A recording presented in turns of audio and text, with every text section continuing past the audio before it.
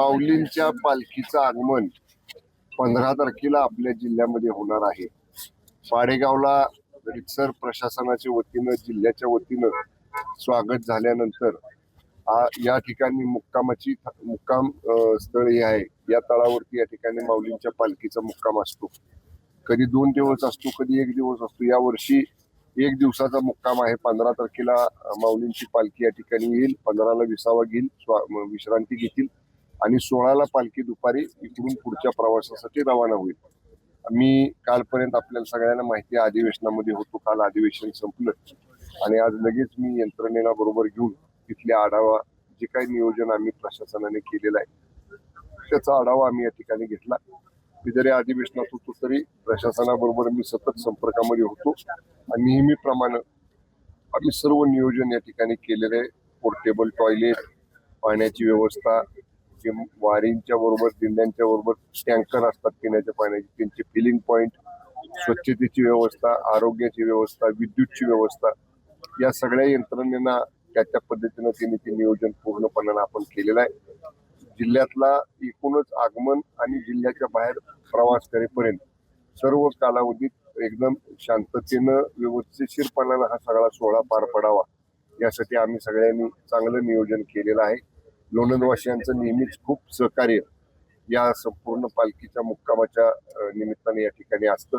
मागणी एक नगरपालिकेच्या नगराध्यक्ष मॅडमनी, नगरसेवकांनी या ठिकाणी केली की या 2-3 दिवसासाठी विशेष अनुदान आम्हाला जिल्हा नियोजन समितीमधनं द्यावं की देखभाल, दुरुस्ती, बाकी सगळी व्यवस्था करायला ताण पडतो। लहान नगरपालिका ही आहे। मी जिल्हाधिकाऱ्यांशी चर्चा केलेली आहे, यातनं नक्कीच मार्ग काढून यावर्षी या कामासाठी म्हणून त्यांना विशेष अनुदान जिल्हा नियोजन समितीमध्ये जे काय उपलब्ध असेल त्यातनं आम्ही देऊ। पोलीस प्रशासनालाही सूचना दिलेल्या आहेत। आता मुलांनी, कार्यकर्त्यांनी सांगितलं की टवाळ मुलं गर्दीमध्ये घुसतात, ते भोंगे वाजवतात, लहान मुलांनी वाजवायचे असते ते टिपाणीसारखी खेळण्यातले मुलींची, तरुणींची छेडछाड करायचा प्रयत्न करतात।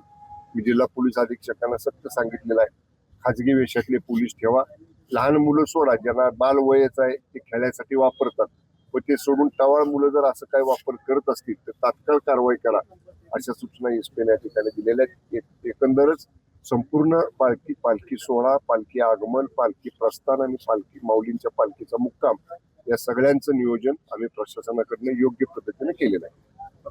माऊलींचं ज्यावेळेस आगमन झालं त्यावेळेस पाऊस होता, परंतु गेले 2-3 दिवस पाऊस नाही, पण 15 नंतर पुन्हा पाऊस सांगितला आहे। त्यामुळे ज्यावेळेस पालखी सोहळा आपल्या जिल्ह्यामध्ये असणार आहे त्यावेळेस पुन्हा पाऊस सांगितला आहे।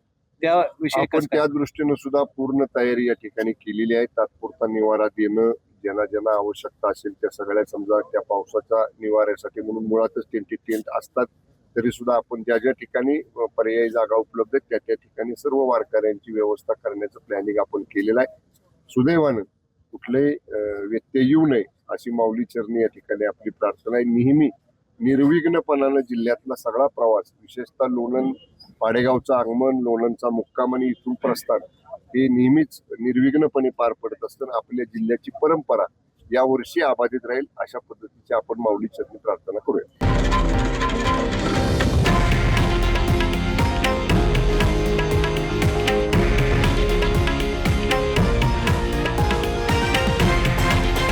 हे आहे देशातील नंबर 1 न्यूज नेटवर्क आणि आपण पाहत आहात TV9 मराठी, एकमेव।